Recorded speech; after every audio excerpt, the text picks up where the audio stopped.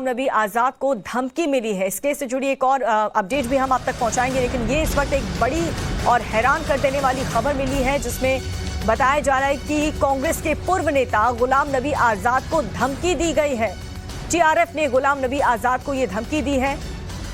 ये धमकी आखिर क्यों दी गई, इसको लेकर के भी हम जानकारी आपको बताएंगे। लेकिन कांग्रेस के पूर्व नेता है गुलाम नबी आज़ाद, जो कुछ दिन पहले ही कांग्रेस पार्टी से अपना दामन छोड़ चुके हैं, और अब देखिए किस तरीके से खबर ये मिल रही है कि टीआरएफ की तरफ से गुलाम नबी आज़ाद को धमकी मिली है। किस बात को लेकर के गुलाम नबी आज़ाद को धमकी मिली है, इससे जुड़ी जानकारी भी हम आपको आगे देंगे। लेकिन कांग्रेस के पूर्व नेता है गुलाम नबी आज़ाद, जिन्हें टीआरएफ की तरफ से धमकी मिली।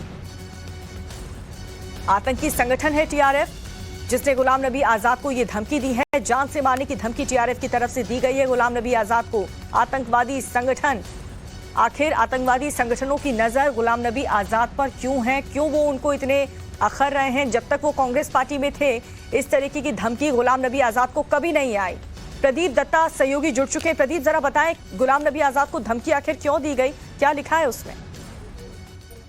देखिए, टीआरएफ की तरफ से जो पैम्फलेट है कश्मीर फाइट की, उसका ब्लॉग है, उसमें छपा हुआ है। उसमें टीआरएफ का कहना है कि गुलाम नबी आज़ाद जो है वो केंद्र सरकार से मिले हुए हैं और उनकी एक अमित शाह से मीटिंग हुई है। उसके बाद वो यहाँ पे जम्मू कश्मीर में आए। लेकिन आप पूरे इसको देखेंगे, एक्सपेक्ट करने की कोशिश कर रहे हैं, लेकिन अगर आप पूरे इसको पैम्फलेट को देखेंगे, इससे साफ यही पता चलता है कि पाकिस्तान और पाकिस्तान के जो ये आतंकवादी संगठन है, इनको काफी बौखलाहट है। बौखलाहट की वजह ये है कि क्योंकि वो चाहते नहीं यहाँ पे नॉर्मल हालात दिखें। जब से हमने देखा कि गुलाम नबी आज़ाद पिछले दिनों से वादी कश्मीर का दौरा जो कर रहे हैं, वहाँ पे काफी लोग एकत्रित हुए, काफी लोग आ रहे हैं। इससे लोगों में एक ये है कि वो चाहते हैं कि पॉलिटिकल प्रोसेस स्टार्ट हो और वो लोग बढ़ चढ़ कर हिस्सा ले रहे हैं।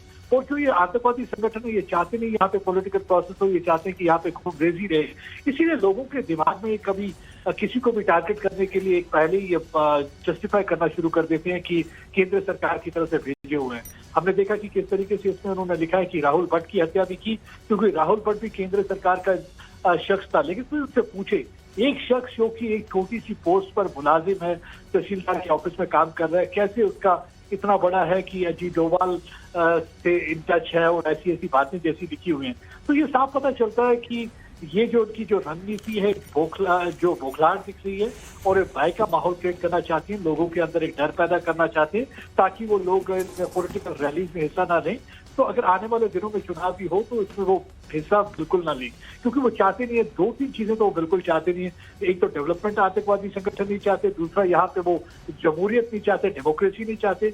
यही एक वजह है कि जब भी कभी उस तरफ कोई पहल होने लगती है तो ये हमेशा ऐसे पैम्फलेट निकाल के एक डर का माहौल क्रिएट करते हैं। लेकिन सुरक्षा बल हमारे पूरी तरह से तैनात है और वो पूरी तरह से काउंटर टेरर ऑपरेशंस को डोमिनेट कर रहे हैं। यही वजह है कि पिछले कुछ महीनों, ठीक है, यही वजह समझ में आ रही है। प्रदीप की धमकी दी गई है गुलाम नबी आज़ाद को। बहुत बहुत शुक्रिया इस इन्फॉर्मेशन की प्रदीप। अब आपका